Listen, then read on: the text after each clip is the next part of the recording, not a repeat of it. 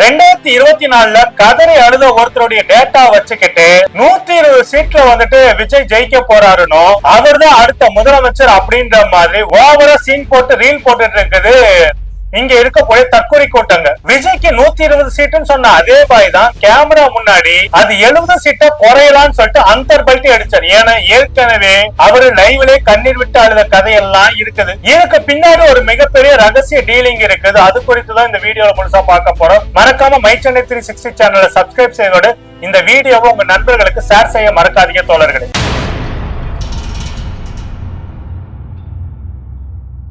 My Chennai 360 தோழர்களுக்கு வணக்கம். நான் உங்கள் கல்கி கோபிநாத். தமிழ்நாடு சட்டமன்ற தேர்தல் முடிஞ்சாலும் ஆட்டம் ரொம்ப சூடு பிடிச்சுக்கிட்டே இருக்குது நாளுக்கு நாள். அறிவாளித்த தமிழ்நாடு முதலமைச்சர் மு.க. ஸ்டாலின் அவர்கள் ஒரு பக்கம் மீட்டிங் போட்டு அடுத்தடுத்த நகர்வுகள் குறித்து ஆலோசனை பண்ணிட்டு இருக்கிறாரு. இன்னொரு பக்கம் எடப்பாடி பழனிசாமி தாவேகாவோட டைரக்டர் ரகசிய பேச்சுவார்த்தை நடத்துறதா ஒரு முன்னணி பத்திரிகை குண்டை தூக்கி போட்டிருக்காங்க. இது எல்லாத்துக்கும் மேல எக்ஸிட் போல் பண்ற போத்தும் வேற மாதிரி இருக்குது. நேத்து வரைக்கும் எக்ஸிட் போல் பொய்ன்னு சொன்னவங்க எல்லாம் இன்னைக்கு அதே எக்ஸிட் போல் ஒரு குறிப்பிட்ட சர்வே எடுத்துக்காட்டி ரீல்ஸ் போட்டு கொண்டாடுறானுங்க. அந்த சர்வேல இருக்கக்கூடிய சிக்கல்களை தான் இந்த வீடியோல பார்க்க போறோம். அது மட்டும் இல்லாம மீண்டும் வந்துட்டு காங்கிரஸ் கட்சி ஆட்சியில பங்கு கேட்டு அடம்பிடிக்க ஆரம்பிச்சிருக்கிறது அது ஏன் அப்படின்ற குறித்துதான் பார்க்க போறோம். மை ஆக்சிஸ் குப்தா 2014லயே லைவ் ஷோலயே வந்துட்டு கண்ணீர் விட்டு அழுதாரு. அது ஏன் தெரியுமா? அவருடைய கணிப்பு எல்லாம் தப்பா போச்சுன்னுதான். அப்படிப்பட்ட அவர் தான் இப்ப விஜய்க்கு 120 சீட்டுன்னு சொல்றாரு. உடனே தற்கொலைகள் எல்லாம் பட்டாசு வெடிச்சு கொண்டாடுறாங்க. அவரே கேமரா முன்னாடி உட்காந்துகிட்டு அது வந்துட்டு 70 சீட்டா கூட விஜய்க்கு குறையலாம் அப்படின்றதையும் அந்தர்பல்ட்டி அடிச்சது கேட்க மறந்துட்டானுங்க. தன்னுடைய கணிப்பு மேலேயே நம்பிக்கை இல்லாத ஒருத்தருடைய எக்ஸிட் போல வச்சுக்கிட்டுதான் தாவேகா தற்கொலை கோட்டங்க ஆட்டமா ஆட்டான்னு ஆடிட்டு இருக்காங்க. உண்மையிலே இவங்கள கிரவுண்ட்ல இறங்கி பார்த்தாங்களா இல்ல சோசியல் மீடியாக்கள்ல வரக்கூடிய கமெண்ட்ஸ வச்சு கேட்டு இந்த போல எடுத்தாங்களா அப்படின்ற மாதிரியான கேள்விகள்லாம் நிறைய இருக்குது. குறிப்பா ஒரு சர்வேல வன்னியர்களோட ஓட்டு 7%, பார்ப்பனர்களோட ஓட்டு 9%, அதை வச்சு இப்படி வந்து ஜாதி வாரியா கணக்க போட்டு கிட்டத்தட்ட 68% ஓட்டுன்னு சொல்லிட்டு கணக்கு காட்டினவங்க மீத இருக்கக்கூடிய அந்த 32% மக்கள் யாருன்றத சொல்லவே இல்லை. அவங்களுடைய ஓட்டு யாருக்கு போச்சுன்றது சர்வே சொல்லல. அதிமுக ஓட்டுகளை விஜய் பிரிக்கிறாரா இல்ல திமுக ஓட்டுகளை பிரிக்கிறாரா அப்படின்றதான் இன்னும் கொஞ்ச நேரத்தை டீட்டெயிலா பார்க்க போறோம் இந்த வீடியோவில். அதனால கடைசி வரைக்கும் ஸ்கிப் பண்ணாம பாருங்க. இதெல்லாம் ஒரு பக்கம் இருக்கும்போது இன்னொரு பக்கம் ஒரு மெகா ட்விஸ்டா அதிமுகவோட தலைமையான எடப்பாடி பழனிசாமி தாவேகாவோட தலைமையிட்ட டைரக்டாவே ரகசிய டீலிங்க ஆரம்பிச்சிருக்கிறாராமா. 50 வருஷம் பாரம்பரியம் இருக்கக்கூடிய ஒரு கட்சி 2 வருஷத்துக்கு முன்னாடி ஆரம்பிச்ச ஒரு கட்சி கிட்ட போயிட்டு இப்படி ஏற்கனவே வந்து பாத்தீங்கன்னா கரூர் சம்பவத்துக்கு அப்புறமேட்டு கொடி பறக்குது பாத்தீங்களான்னு சொல்லிட்டு விசில் எழுத்து சத்தத்தை பார்த்து புலங்காகிதம் அடைஞ்சவரு. அதுக்கப்புறமேட்டு கூட்டணி இல்ல அது இதுலன்னு சொன்னோடனே தாக்கி பேசுறாங்க. இப்ப வந்து பாத்தீங்கன்னாக்கா அதே நபர்கிட்ட மீண்டும் மீண்டும் அதாவது எடப்பாடி பழனிசாமி யாருடைய காலில் எப்ப வேணா உழுவதற்கு தயாரா இருப்பார் போல. அதனால வந்து பாத்தீங்கன்னாக்கா ரகசிய டீலிங்காக வந்துட்டு விஜய் கிட்டையும் காலில் விட ஆரம்பிச்சிருக்கிறாராமா. வந்திருக்க பெரும்பாலான எக்ஸிட் போல 3 எக்ஸிட் போலுக்கு மேல பாத்தீங்கன்னாக்கா எடப்பாடி பழனிசாமிக்கு அவருக்கு சாதகமாவே சில போலிங் கருத்துக்கள் வந்து எக்ஸிட் போல் கருத்துக்கள் இருந்தாலும் எடப்பாடி பழனிசாமிக்கு அந்த போலிங் மேலேயும் நம்பிக்கை இல்ல, அவர் மேலேயும் நம்பிக்கை இல்ல. ஆக்சிஸ் மை இந்தியா சொன்ன அந்த ஒரு சர்வே வச்சுக்கிட்டு விஜயோட கால்கள்ல விழுந்து நக்கறதுக்கு எடப்பாடி பழனிசாமி தயாராகிட்டார் அப்படின்ற மாதிரிலாம் வந்துட்டு தகவல்கள் வருது. எப்ப எதன் அடிப்படையில்னாக்கா இந்த அதாவது விஜய் அவர்களோடு எடப்பாடி பழனிசாமி டீலிங் பேச ஆரம்பிச்சிருக்காரு. அதுவும் ரகசியமா டைரக்ட் டீலிங்காவே போயிட்டு இருக்கு அப்படின்ற தகவல் எல்லாம் ஒரு முன்னணி ஊடகம் வந்துட்டு செய்தியா வெளியிட்டதான் இது வந்து பெரியதா இருக்கு. அதாவது எடப்பாடி பழனிசாமிக்கு தான் மேலையும் நம்பிக்கை இல்ல, தான் கட்சி மேலையும் நம்பிக்கை இல்ல அப்படின்றது வெளிப்படையாகவே தெரியுது. உண்மையை சொன்னா எடப்பாடி பழனிசாமி அவர்கள் எலெக்ஷன் முடிஞ்சதுக்கு அப்புறமேட்டு போஸ்ட் போல் அலைன்ஸ் எதுக்காக இப்ப ஏற்பாடு பண்ணிட்டு இருக்கிறீங்க? ஒரு சாதாரண அதிமுக தொண்டன் தன்னோட ரத்தத்தை சிந்தி கட்சியை வளர்த்தான் அப்படின்னாக்கா இன்னைக்கு அந்த கட்சியை அமித்ஷா கால வச்சு அடமானம் வச்சதோட அடமான ரசீதை கொண்டு போய் இப்ப விஜய்கிட்ட கொடுக்க போறீங்களா அப்படின்ற கேள்விதான் எழும்புது. இப்படி 2 வருஷத்துக்கு கட்சி தொடங்க விஜய்க்கு வீட்டு வாசல்ல முன்னாடி நின்று ரகசிய டீலிங் பேசுறத நினைச்சா அந்த சாமானிய தொண்டனுடைய மனக்குமரல் கண்டிப்பா மே 4ஆம் தேதி பிரதிபலிக்க தான் போகுது. இப்ப வீடியோட ஆரம்பத்திலே சொன்ன மாதிரி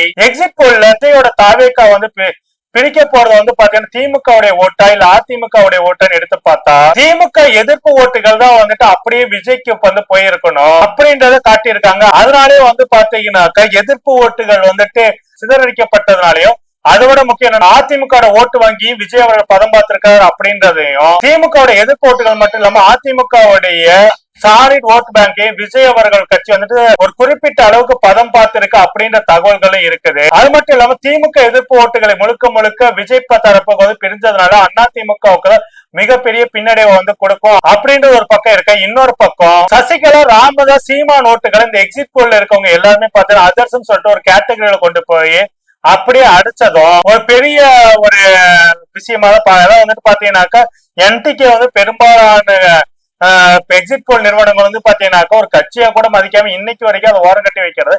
கிட்டத்தட்ட 8% ஓட் ஷேரிங் வந்து ப்ரூவன் பண்ண ஒரு கட்சியை வந்துட்டு தொடர்ந்து வந்துட்டு ஓரம் கட்டி வைக்கிற மாதிரியான செயல்களை அதர்ஸுக்குள்ள அப்போட்டு அடைக்கிற செயல்களும் நடத்திட்டு தான் இருக்கிறாங்கன்றதும் கொஞ்சம் வியப்பா தான் இருக்கு. இதெல்லாம் ஒரு பக்கம் இருக்க. இன்னொரு பக்கம் திரும்பவும் தேர்தலுக்கு முன்னாடி எப்படி காங்கிரஸ் வந்துட்டு ஆட்சியில பங்கு கேட்டு இது பண்ணதோ அதே போல இப்பவும் காங்கிரஸ் வந்துட்டு தன்னுடைய முரட்டை வந்துட்டு பிடிக்க ஆரம்பிச்சிருக்குது. ஏன்னா காங்கிரஸ் கட்சி இப்ப தங்களுக்குள்ளே ஒரு இன்டர்னல் சர்வே வந்துட்டு எடுத்திருக்காங்க. அதுல 28 தொகுதிகள்ல 18 தொகுதி கூட ஜெயிக்க முடியாத சூழல் வந்துட்டு இருக்குதுன்னு ரிப்போர்ட் வந்துட்டு அவங்களுக்கு போயிருக்கு. காரணம் என்னன்னாக்கா தேர்தலுக்கு முன்னாடி காங்கிரஸ்ல இருக்கக்கூடிய மாணிக்க தாக்கூர் போன்ற தாவேகா காதலர்கள் எல்லாரும் ஒண்ணு சேர்ந்துகிட்டு திமுகவுடைய ஆட்சியில பங்கு கேட்கறது மட்டும் இல்லாம திமுக மட்டும் தன்ற வேலைகளை வந்துட்டு இன்டைரக்டா செய்யாத திமுக தொண்டர்களுக்கு வந்துட்டு உசுப்பேத்ததான் செஞ்சது.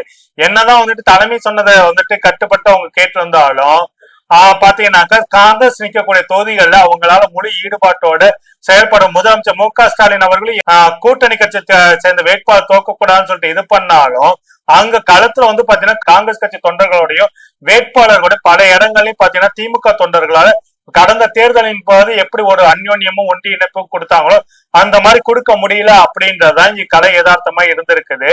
லோக்கல்ல போய் பார்க்கும்போது நல்ல ரெஃப்ளெக்ட் ஆகி இருந்தது. இருந்ததுனாலதான் பாத்தீங்கன்னாக்கா திமுக தரப்புல இருந்து தங்களுக்கு சரியான ஒத்துழைப்பு தரல அப்படின்ற மாதிரியான காங்கிரஸ் கட்சி தரப்புல இருந்துட்டு அந்த இன்டர்னல் ரிப்போர்ட்ல வந்துட்டு சொல்லி இருக்கிறாங்க அப்படின்ற தகவல்கள் இருக்குது. அதனாலதான் பாத்தீங்கன்னாக்கா இப்ப திரும்பவும் காங்கிரஸ் கட்சியில இருக்கக்கூடிய தாவேகா தொண்டர்கள் மீண்டும் வந்துட்டு ஆட்சியில பங்கு அப்படின்ற மாதிரி எல்லாம் நூல் விட ஆரம்பிச்சு வேலைகளை காட்ட ஆரம்பிச்சிருக்கிறாங்க.